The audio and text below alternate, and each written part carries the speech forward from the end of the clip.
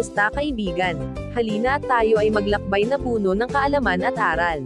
Mula sa mundo ng siyensya, hanggang sa kasaysayan, ating tatalakayin ang iba't ibang paksa na magpapalawak ng ating kaalaman, at magpapaningas ng ating kuryusidad. Kaya kung handa na kayong matuto, mag-relax at mag-enjoy lamang tayo. Tara, at atin ang simulan. Sama-sama tayong mag-explore, at matuto sa ating bagong talakayan. Ang panahon ng imperialismo, isang paglalakbay sa nakaraan at kasalukuyan. Sa kasaysayan ng mundo, may mga panahong nag-iwan ng malalim na bakas sa mga bansa at kultura. Isa na rito ang panahon ng imperialismo. Isang yugto, kung saan ang mga makapangyarihang bansa sa Europa, ay nagpalawak ng kanilang kapangyarihan sa iba't ibang panig ng mundo. Sa pamamagitan ng pananakop, kalakalan, at pagpapalaganap ng kanilang kultura, binago nila ang buhay ng mga tao, at ang takbo ng kasaysayan. Sa ating talakayan ngayon, ating susuriin ang mga sanhi at bunga ng imperialismo, ang mga naging karanasan ng mga bansang nasakop, at ang mga aral na maaari nating matutunan mula sa nakaraan. Tara na't tuklasin natin ang mga kwento ng pag-asa, paglaban, at pagbabago, sa panahon ng imperialismo. Ano ba ang imperialismo? Isang malalim na pagtalakay sa kahulugan nito. Ano ang ibig sabihin ng imperialismo? Sa ating paglalakbay sa kasaysayan, madalas nating naririnig ang salitang imperialismo. Ngunit, ano nga ba talaga ang ibig sabihin nito? Higit pa sa simpleng pananakop, ang imperialismo ay isang komplikadong sistema na nagbago sa takbo ng mundo.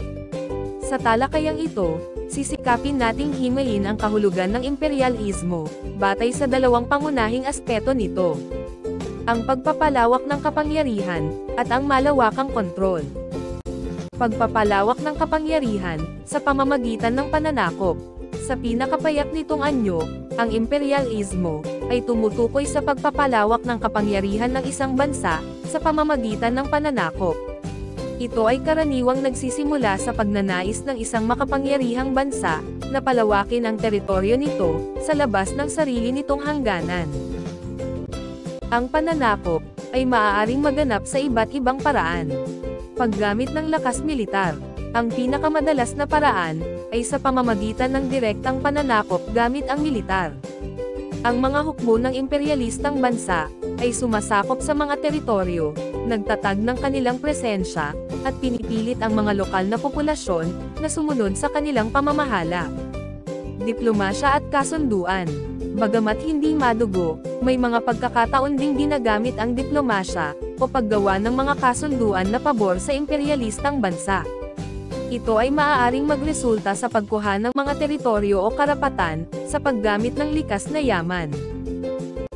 Ekonomikong impluwensya. Minsan, ang pagpapalawak ay hindi direktang pananakop, kundi sa pamamagitan ng malakas na ekonomikong impluwensya, kung saan, ang isang bansa ay nagiging lubos na umaasa sa imperialistang bansa, para sa kalakalan, pautang, o pamumuhunan. Ang layunin ng pagpapalawak na ito, ay madalas na upang makakuha ng mas maraming likas na yaman, o tulad ng hilaw na materyales, magbukas ng bagong pamilihan para sa kanilang produkto, o magkaroon ng estratehikong lokasyon, para sa kalakalan at militar. Pagkontrol sa politika, ekonomiya, at kultura ng mga bansang nasakop. Higit pa sa simpleng pagkuha ng teritoryo, ang tunay na asensya ng imperialismo, ay ang pagkontrol sa politika, ekonomiya, at kultura, ng mga bansang nasakop. Ito ang nagpapahiwatig ng isang mas malalim, at mas matagal na epekto, sa mga sinakop na lipunan. Kontrol sa politika. Ang imperialistang bansa, ay nagtatatag ng sarili nitong sistema ng pamamahala, sa sinakop na teritoryo. Maaari itong maging direkta, o didirektang pamamahala. Direktang pamamahala, kung saan ang mga opisyal mula sa imperialistang bansa ang namamahala, o didirektang pamamahala, kung saan ginagamit ang mga lokal na pinuno, ngunit sila ay kontrolado, at sumusunod sa kagustuhan ng imperialistang bansa. Ang mga batas at patakaran ay ipinapatupad, upang magsilbi sa interes ng mananakop. Kontrol sa ekonomiya. Ito ang isa sa pinakamahalagang aspeto ng imperyalismo. Ang mga likas na yaman ng sinakop na bansa, ay sinasamantala, para sa kapakinabangan ng imperyalistang bansa. Ang mga produkto ay ipinapadala sa imperyalistang bansa bilang ilaw na materyales, at ang mga sinakop na bansa, ay nagiging pamilihan para sa kanilang mga yaring produkto. Ang lokal na industriya ay madalas na pinipigilan, upang hindi makipagkompetensya sa mga produkto ng mananakop. Kontrol sa kultura. Ang imperyalismo ay hindi lamang pisikal at ekonomikong pananakop, kundi pati na rin ang pagtatangka, na baguhin ang kultura ng mga nasakop. Ito ay maaaring sa pamamagitan ng pagpapalaganap ng wika, relihiyon, edukasyon, at mga kaugalian ng imperyalistang bansa. Ang layunin, ay burahin ang pagkakakilanlan ng mga sinakop, at palitan ito ng kultura ng mananakop, na nagpapahirap sa paglaban at pagpapanatili ng sariling identidad. Ang imperyalismo, ay isang malawak na konsepto na sumasaklaw, sa pagpapalawak ng kapangyarihan ng isang bansa, sa pamamagitan ng pananakop, na sinusundan ng malawakang kontrol sa politika, ekonomiya, at kultura ng mga sinakop na teritoryo. Ang mga epekto nito, ay nananatili hanggang sa kasalukuyan, humuhubog sa mga hangganan ng bansa, mga sistema ng pamahalaan, at maging sa pagkakakilanlan ng maraming lipunan sa buong mundo. Ang pag-unawa sa kahulugan nito ay mahalaga, upang lubos nating maunawaan ang mga aral ng kasaysayan, at ang mga hamon na kinakaharap ng maraming bansa ngayon. Dahilan at motibo ng imperyalismo. Bakit naganap ito? Ang imperyalismo, ay isang malawak at komplikadong paksa, na nagdulot ng malaking epekto sa kasaysayan ng mundo. Ito ay ang patakaran o ideolohiya ng pagpapalawak ng kapangyarihan ng isang bansa, sa iba pang mga bansa. Ngunit, ano nga ba ang mga dahilan at motibo sa likod nito? Ekonomiya, pangangailangan ng hilaw na materyales at pamilihan. Isa sa mga pangunahing dahilan ng imperyalismo, ay ang ekonomiya. Sa panahon ng Industrial Revolution, nangailangan ang mga bansa sa Europa ng maraming kilaw na materyales, upang mapatakbo ang kanilang mga industriya. Kabilang dito ang mga mineral, kahoy, at iba pang likas na yaman, na hindi nila makukuha sa kanilang sariling bansa. Bukod pa rito, kinailangan din nila ng malawak na pamilihan, kung saan maibebenta ang kanilang mga produkto. Politika, pagpapalawak ng teritoryo at kapangyarihan. Ang politika ay isa ring mahalagang motibo sa imperyalismo. Nais ng mga bansa, na palawakin ang kanilang teritoryo, upang magkaroon ng mas malaking kapangyarihan at impluwensya sa mundo. Ang pagkakaroon ng maraming kolonya, ay nagpapakita ng kanilang lakas at kakayahan, na kontrolin ang iba't ibang bahagi ng mundo. Sosyo-kultural, White Man's Burden at Misyon Sibilizador.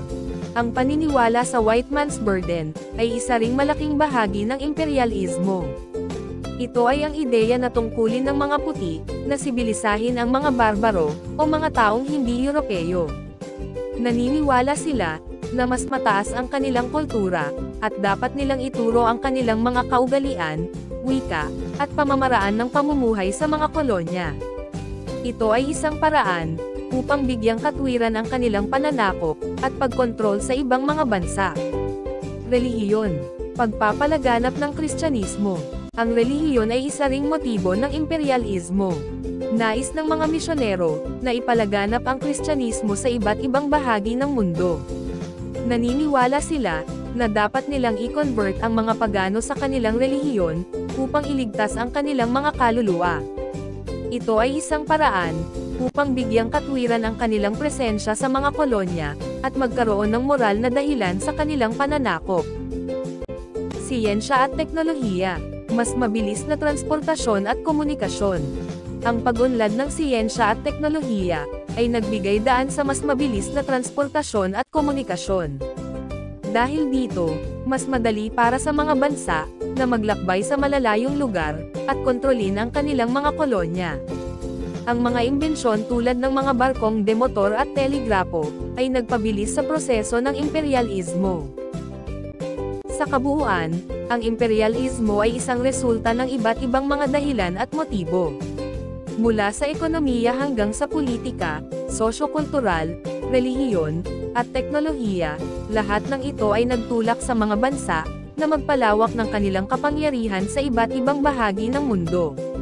Ang mga epekto ng imperialismo ay nararamdaman pa rin natin hanggang ngayon, at mahalagang pag-aralan ito, upang mas maintindihan natin ang kasaysayan, at ang ating kasalukuyang mundo.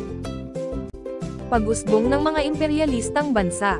Ang imperialismo, isang sistema kung saan ang isang makapangyarihang bansa, ay nagpapalawak ng kanyang kapangyarihan at impluwensya sa ibang mga teritoryo, ay nag-iwan ng malalim na marka sa kasaysayan ng mundo.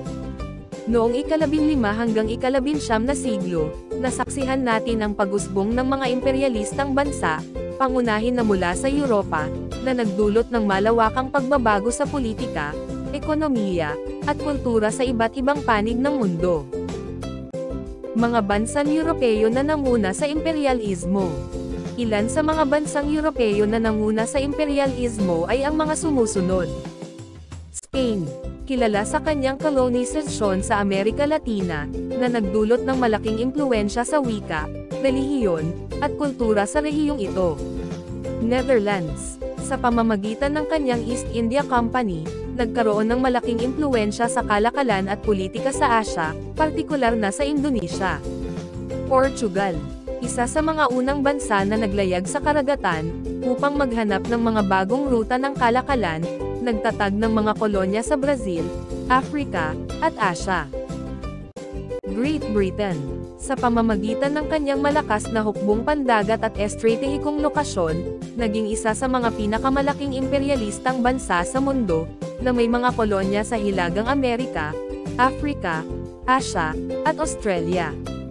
France, nagtatag ng mga kolonya sa Hilagang Amerika, Africa, Indochina, at nagpalaganap ng kanyang wika, kultura, at sistema ng edukasyon sa mga teritoryong ito.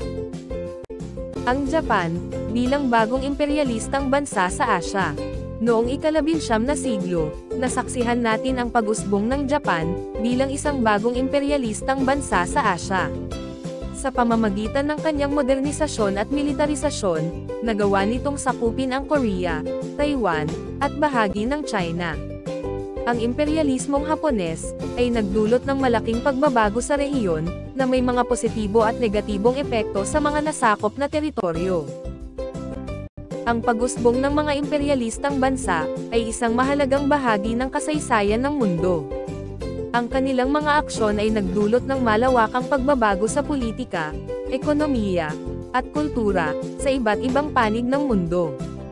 Sa pamamagitan ng pag-aaral ng imperialismo, mas mauunawaan natin ang kasalukuyang kalagayan ng mundo, at ang mga hamon na kinakaharap natin ngayon. Imperialismo sa Amerika.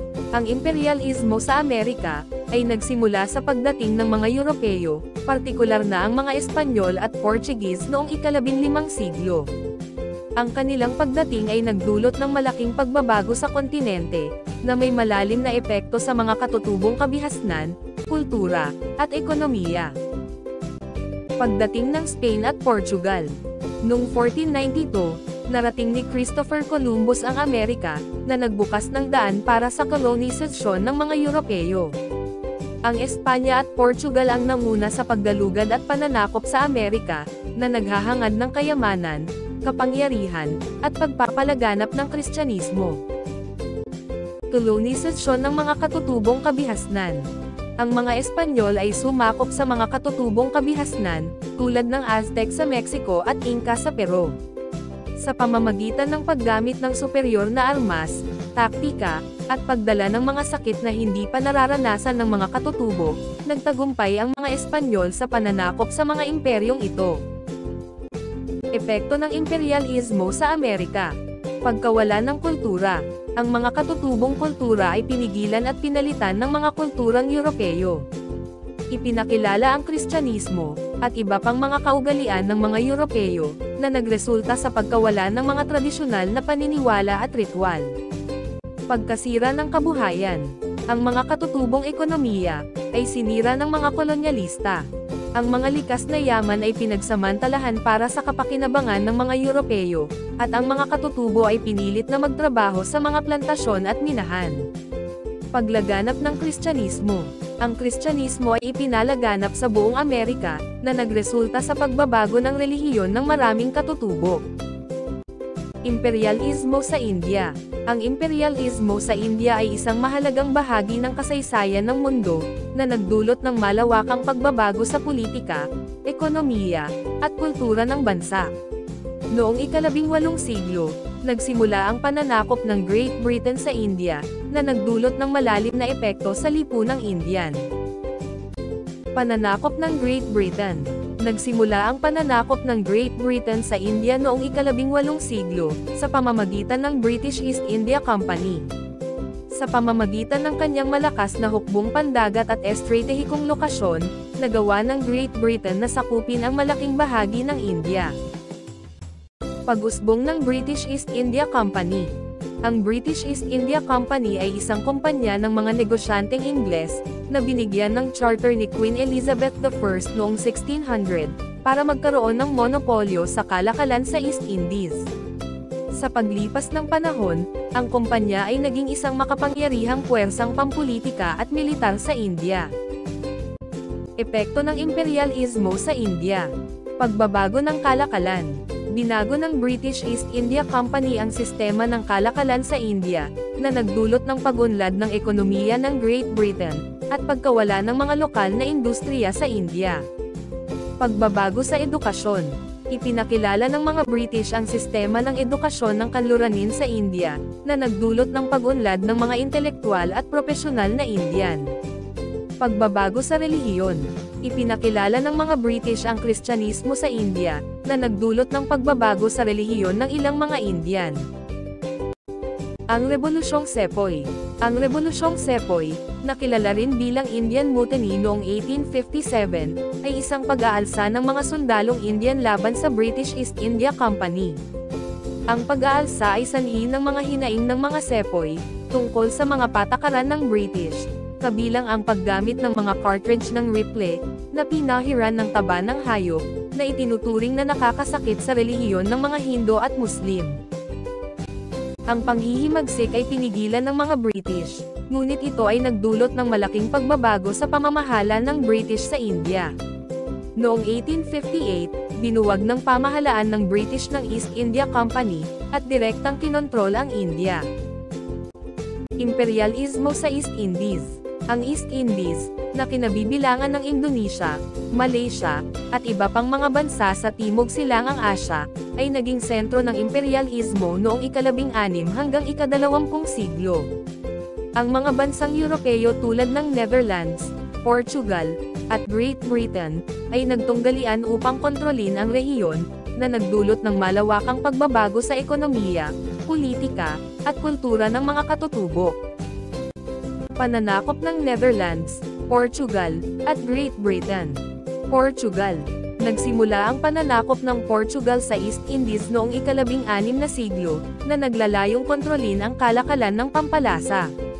Nakapagtatag sila ng mga himpilan ng kalakalan sa mga isla ng Moluccas, na kilala bilang Spice Islands. Netherlands. Noong 1602, itinatag ang Dutch East India Company o VOC, upang palawakin ang kanilang kalakalan sa Asya. Sa paglipas ng panahon, naging makapangyarihan ang VOC, at sinakop ang malaking bahagi ng Indonesia. Great Britain. Ang Great Britain ay nagkaroon din ng interes sa East Indies, partikular na sa Malaysia. Noong ika-18 siglo, nagtatag sila ng mga kolonya sa Malaysia at Singapore, na nagdulot ng pag-unlad ng ekonomiya ng mga lugar na ito. Ang pangunahing motibo ng mga Europeo sa pananakop sa East Indies, ay ang pagsasamantala sa pampalasa. Ang mga pampalasa tulad ng nutmeg, cloves, at cinnamon, ay may mataas na halaga sa Europa, at ang East Indies ang pangunahing pinagmumulan ng mga ito.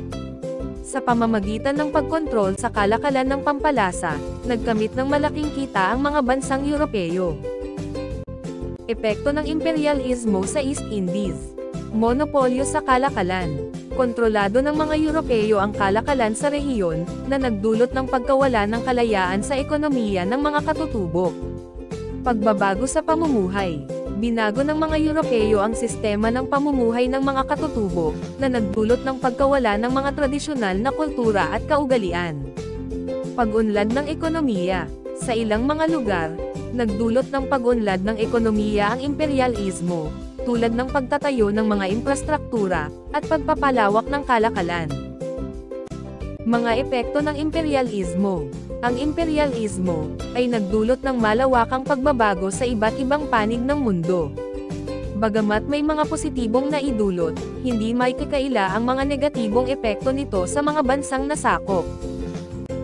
Positibong epekto ng imperyalismo. Pag-usbong ng edukasyon. Ang mga bansang kolonisador ay nagtayo ng mga paaralan at unibersidad na nagbigay daan sa pag-angat ng edukasyon. Pag-unlad ng teknolohiya. Ipinakilala ang mga bagong teknolohiya tulad ng makinarya, komunikasyon, at medisina. Pagpapabuti ng transportasyon.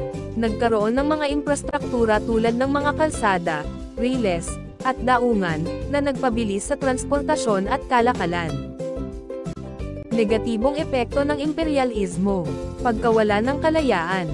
Ang mga bansang nasakop ay nawalan ng soberanya, at karapatang magpasya para sa kanilang sarili. Pagsasamantala sa likas yaman. Ang mga likas yaman ay kinamkam, at ginamit para sa kapakinabangan ng mga dayuhan. Diskriminasyon. Ang mga lokal ay nakaranas ng diskriminasyon at pagtrato bilang mababang uri ng mga tao. Aksyon at reaksyon ng mga bansang nasakop. Ang pananakop ng mga dayuhan ay hindi kailanman tinanggap ng walang pagtutol. Iba't ibang anyo ng paglaban ang isinagawa ng mga bansang nasakop upang ipagtanggol ang kanilang kalayaan at identidad. Pagtutol at pag-aalsa. Ang mga pag-aalsa ay madalas na resulta ng pang-aabuso at pang-aapi ng mga kolonisador.